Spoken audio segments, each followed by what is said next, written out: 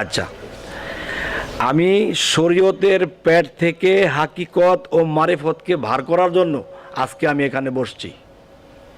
হয়তো আমার এই কথাগুলো পুরাণ, আমার ভক্তরা কিন্তু এই কথাগুলো শুনছে, বাহিরের লোকে কিন্তু শোনে নাই। যে আজকের আলোচনাটা হবে কি, শরীয়তের পেট থেকে হাকিকত ও মারিফতকে উদ্ধার। যেমন শরীয়তের ভাষায় আসছে অজু করো, নামাজ পড়ো। আচ্ছা, অজু কত প্রকার এবং কোন অজু করলে আমি বেহেশত পাব? যেমন বলা হয় নামাজ বেহেশতের চাবি। তাহলে নামাজের চাবি কি? নামাজের চাবি অজু, আর বেহেশতের চাবি নামাজ। যদি আমার নামাজের চাবি ঠিক থাকে তাহলে আমার বেহেশতের আশা করা যাবে। তাই আমি বলবো, আর এ কথাটা অবশ্যই নলেজে আপনাদেরকে রাখতে হবে, যে কথাগুলো শরীয়তের পেট থেকে হাকিকতকে টেনে বের করা। আচ্ছা,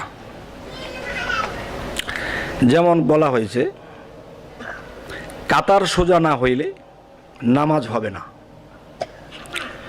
কাতার সোজা না হইলে নামাজ হবে না, এটা হাদিস, এতটুকুই স্টপ। কাতার কত প্রকার এবং কোন কাতার সোজা না হইলে নামাজ হবে না? একটা কাতার হলো মসজিদের ওই মাথা থেকে শেষ মাথা পর্যন্ত দাগ দেওয়া হলো। এখন এই দাগের মধ্যে দাঁড়িয়ে আমরা কাতারবদ্ধ হয়েছি। কাতারবদ্ধ হওয়ার পর আমরা নামাজে দাঁড়াইলাম। নামাজে দাঁড়ানোর পর কি বলা হয়েছে? যে আল্লাহকে সামনে হাজির নাজির রাখিয়া, আল্লাহকে সামনে হাজির নাজির রাখিয়া আল্লাহু আকবার। আর হাদিস শরীফে আসছে নামাজ এমনভাবে পড়ো যে আল্লাহ তোমার সামনে দাঁড়িয়ে আছে। আচ্ছা, তাহলে হাদিস যদি সত্য হয় তাহলে একজন মানুষ যখন নামাজে দাঁড়ায় তখন কিন্তু আল্লাহ সামনে দাঁড়ানো আছে। তখন আমি কি করলাম? তখন নামাজে দাঁড়াইছি, আল্লাহু আকবার, আল্লাহকে সামনে হাজির নাজির। এখন এই নামাজে দাঁড়ানোর পর আমি গেলাম আমার বন্ধুর সাথে কথা বলতে, বন্ধু তোমার কাছে টাকা পাবো 20,000, এটা দেও।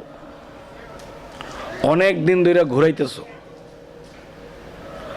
এখন সে এটাও ভাবতেছে যদি সে না দেয় আজকে একটা চর দেব, আর এই চরের যে একটা স্পিড, তার শরীর কাঁপিয়ে উঠল। তার মানে নামাজে দাঁড়াইয়া আল্লাহকে সামনে দাঁড় করাইয়া সে পাওনা টাকার জন্য গেল। এই নামাজ পড়িয়া কেউ যদি চায় যে আমি বেহেশতে যাব, আমি বলবো সে নির্ঘাত জাহান্নামে যাবে। কেননা আমি যদি আমার কোনো দুনিয়াবি কোনো বন্ধুকে দাঁড় করাইয়া বলি যে বন্ধু তুই আমার সাথে দাঁড়া, তোর সাথে আমি একটু কথা বলবো, তখন বন্ধুকে দাঁড় করায় আমি আরেক দিকে তাকায় অন্যজনের সাথে কথা বলতেছি, এরকম 10 মিনিট 20 মিনিট 30 মিনিট, কিন্তু সে দাঁড়ায় আছে। তখন আমার বন্ধু কিন্তু আমার উপর ক্ষিপ্ত হবে যে আমাকে দাঁড় করায় তুই আরেক দিকে তাকায় আরেকজনের সাথে কথা বলিস। তাহলে আল্লাহ তো মহান, সমস্ত সৃষ্টিকর্তা। আমি আমার সৃষ্টিকর্তাকে সামনে রেখে আমি যখন অন্যতায় চলে গেলাম, তখন আমি এখান থেকে বেহেশত না জাহান্নাম কামাই করলাম। আপনারা কি বলেন? আচ্ছা, তাহলে নামাজে কাতার সোজা না হইলে নামাজ হবে না। কাতার কত প্রকার, কোন কাতার আমাদের দরকার? সেই কাতার হলো আমার মধ্যে 6টা রিপুর কাতার সোজা করতে হবে। সেই 6টা রিপুর নাম কি? কাম, ক্রোধ, লোভ, মোহ, মায়া, মৎসর্য। এখন এই 6টা রিপুকে নিয়ে যখন আমি নামাজে দাঁড়াবো, তখন কিন্তু 6 দিকে আমার 6 রিপু টানবে, তখন নামাজে আমি স্থির থাকবো না।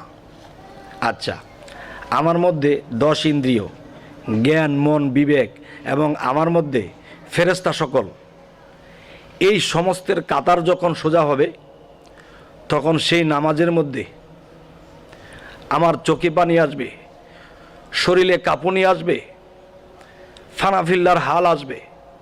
আর সেই ফানাফিল্লার হালে কোনো একদিন মানুষ আল্লাহর দর্শন লাভ করতে পারে। তাহলে দেখা গেছে যে হাদিস স্বরূপ এতটুকু বলে স্টপ দিল যে কাতার সোজা না হলে নামাজ হবে না। এখন তাবলিগ মুসল্লি মসজিদে দাগ দিয়া কাতার সোজা করলো। আর আমাদের কাতার কি? কাম, ক্রোধ, লোভ, মোহ, মায়া, এগুলার কাতার, মনের কাতার, জ্ঞান বিবেকের কাতার এবং 10টা ইন্দ্রিয় কাতার। এই কাতারগুলো যখন সোজা হবে তখন এই নামাজে আল্লাহর সাক্ষাৎ হবে ইনশাআল্লাহ। আচ্ছা, এখন যদি আমাকে কেউ বলে যে আপনি যে বলতেছেন আল্লাহর সাক্ষাতের কথা, আল্লাহ তো নিরাকার, আল্লাহ তো দেখা যায় না, তাহলে এই আল্লাহকে কিভাবে দেখবে? তখন আমি বলবো কোরআন শরীফের মধ্যেও দেখা যায় যে নিরাকারকে যারা বিশ্বাস করে তারা মুত্তাকিন, মুমিন। তাহলে এই কথা বলা হয়েছে যে নিরাকার শব্দের অর্থ আল্লাহর আকার নাই, এই কথা কোরআনে কোথাও বলে নাই। নীরেরও আকার আছে, নীর আকার, নীর কিসের আকার? তাহলে নীরেরও আকার আছে। আচ্ছা, তাহলে কেউ যদি জোর করে আমাকে বলে যে না আল্লাহ নিরাকার, নিরাকার শব্দের অর্থ আল্লাহর কোনো কিছুর আকার নাই, তখন আমি একজন পরহেজগার ব্যক্তিকে বললাম যে আপনি এর বেশি আমার সাথে আর কথা বলবেন না। যদি বলেন তাহলে কাফের হয়ে যাবেন। তখন সে আমাকে আরেকটু ধরলো যে না আমি কিভাবে কাফের হব বলেন। তখন আমি বললাম যে তাকে বললাম আল্লাহর কি কোনো কিছুর অভাব আছে? না, অভাব নাই। এবং সূরা ইখলাসের মধ্যে আল্লাহ বলছে কুল হু আল্লাহু আহাদ আল্লাহুস সামাদ। আল্লাহুস সামাদ শব্দের অর্থ কি? আল্লাহ নিজে বলতেছে আমি স্বয়ং সম্পূর্ণ, আমার কোনো কিছুর অভাব নাই। তাহলে আপনি যে বললেন আল্লাহর আকার নাই, তো এটার কি অভাব না? আর যারা আল্লাহকে অভাবগ্রস্ত বলবে যে আল্লাহর এই জিনিসটা নাই, তাহলে সে কিন্তু কাফের হয়ে যাবে। কি বলেন? তখন লোকটা বলতেছে হুজুর আমার একটু বোঝার আছে, যে আল্লাহ বলতেছে আমি স্বয়ংসম্পন্ন, আমার কোনো কিছুর অভাব নাই, কিন্তু আপনি বলতেছেন আল্লাহর আকার নাই, তাহলে এটার অভাব। তাহলে আপনি যখন মৃত্যুবরণ করবেন কি দিবেন এই কথার জবাব? তখন বলতেছে হুজুর আমি এইভাবে কোনোদিন চিন্তা করি নাই। তাহলে আজকের থেকে চিন্তা করেন যে আল্লাহকে কখনো অভাবগ্রস্ত বলা যাবে না, আল্লাহর আকার নাই শব্দটা বলা যাবে না, আল্লাহর সব আছে। তাহলে আকারও আছে, থাকলে সেটা কি? যদি আল্লাহর আকার থাকে, থাকলে সেটা কি? খালাকাল ইনসানি আদম ওয়ালি সুরাতিহি। আল্লাহ কি বলছে যে সমস্ত ফেরেশতাদেরকে যখন বলা হলো আমার আদমকে সেজদা করো, তখন আল্লাহ কিন্তু কোরআনে বলছে আমি আল্লাহ ব্যতীত কেউ সেজদা পাবে না, আমি আল্লাহ ব্যতীত কেউ সেজদা পাবে না। তাহলে আল্লাহ ব্যতীত যদি কেউ সেজদা না পায়, তাহলে আল্লাহ কেন বলল আমার আদমকে সেজদা করো? কেন আদম কি আল্লাহ? তা আদম যদি আল্লাহ না হয়, তাহলে আল্লাহ কেন বলল আমার আদমকে সেজদা করো? তো এখানে একটা বুঝার বিশাল কিছু রয়ে গেছে। সেটা হলো যে আল্লাহ কিন্তু একটা কথা বলছে, 7 আসমান 7 জমিন আমাকে তোমরা কোথাও পাবে না, আমার একটা স্থান, সেটা হলো আমি মুমিনের কালবে আছি। আমি মুমিনের কালবে আমার বাসস্থান, মুমিনের কালবে আমার সিংহাসন। তাহলে একটা হলো আদি আদম, একটা সুফি আদম আর একটা বনি আদম। আদি আদম কি? সর্বপ্রথম যাকে সৃষ্টি করা হয়েছিল। সুফি আদম কি? যেই মানুষটি পবিত্র হইল সে হলো সুফি আদম। বনি আদম কি? যে আমরা সেই আদি আদমের বংশধর। তাহলে আমি যদি আমার বাবা দাদার বংশধর হয়ে থাকি, তাহলে তিনি মানব স্রোতে ছিল, আমরাও কিন্তু পৃথিবীতে মানব স্রোতে। তাহলে সেই আদি আদম যখন সুফি আদম হলো, সেই সুফি আদমের কালবে যদি আল্লাহ বসত করে, আর আল্লাহ বসত করার পরে তখনই কিন্তু আল্লাহ আদমের মুখ দিয়ে প্রকাশ করে বলেছিল, এই আমি আদমকে সিজদা করো। তাহলে যদি বলা হয় যে না, আদি আদমের মুখ দিয়া বলে নাই, তাহলে আদমকে যদি না বলা হয় যে আদম বলে নাই যে আমাকে সিজদা করো, তাহলে আদমের মুখ দিয়ে আল্লাহ বলছে যে আমাকে সিজদা করো। এটা তরিকতের মতে যাচ্ছি।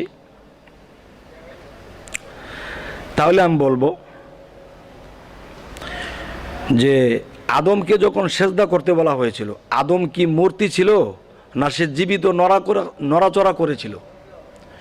যদি বলা হয় নড়াচড়া করেছিল, তাহলে নড়াচড়া আদমকে যদি সিজদা করতে বলা হয়, তাহলে পীরেদেরকে যে সিজদা করে এটা ঠিক আছে। আর যদি বলা হয় যে না, মূর্তিটা ছিল, নড়াচড়া করে নাই, তাহলে হিন্দুরা যেটা করে এইটাও ঠিক আছে। এখন পাবলিক যারা মুসল্লি, এরা আমার এই কথার পেঁচ কিভাবে কাটবে? যদি বলা হয় আদম নড়াচড়া করেছিল, তখন আল্লাহ তাকে সিজদা করতে বলেছিল, তাহলে পীরকে সিজদা করতে, সেটা সঠিক। আর যদি বলে না, হ্যাঁ এটা মূর্তি ছিল, এটা লড়াচড়া করে নাই, তাহলে হিন্দুরা যে এটা সিজদা করে, এইটাও সঠিক। এখন কোন দিক যাইব কোন? তাহলে আল্লাহ কি অন্য জায়গায় দাঁড়ায় বলছে যে আমার আদমকে সিজদা করো? না, আদমের কালবের ভিতরে শায়েলাহির বারাম খানা, আদমের কালবে বসে আদমের মুখ দিয়ে বলেছে, হে সমস্ত ফেরেশতা সকল আমাকে সিজদা করো। তখন সমস্ত ফেরেশতা সকল সিজদা করেছিল, একজন করে নাই। আচ্ছা, একজন না করাতে কিন্তু সে 9.5 লক্ষ বছর আল্লাহকে সিজদা করলো, যা কিছু ইনকাম করলো সমস্ত কিছু নষ্ট করলো আল্লাহ, এবং তাকে শয়তান উপাধি দিল। তাহলে আমি বলবো, যারা এখনো আদমকে সিজদা করে না, এরা এখনো সেই মুকরুম শয়তানের দলে। আর আমি যে কথাটা বলতেছি, এই কথাটি কখনো বলবে না বলে, কারণ এই কথা হাদিস স্পষ্ট বলে।